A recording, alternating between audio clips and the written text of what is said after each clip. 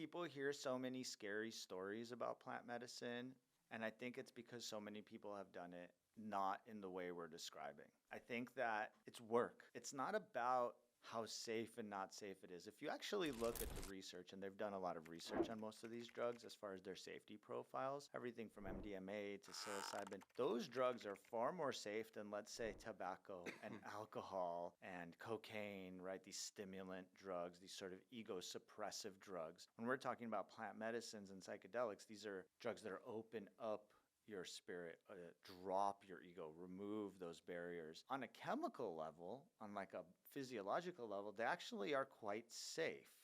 Mm-hmm. And it's important for people to know. Now, of course, appropriate dosing, you can do too much, but when you hear these bad trips and these scary experiences, it's usually because it was not done correctly. And also, when you're opening up, whatever's been closing you down is gonna come up first. You're gonna feel great, possibly, especially if you're not doing it in a ceremonial space. If you're doing it at the park or something, yeah, you might be happy, run around laughing, but when you're doing it intentionally, be prepared for what people call the shadow or the dark side of you to come up, what you fear, what you worry about. Be ready for all of those things to come up and be ready to work through them. And it's going to not just be an instant success.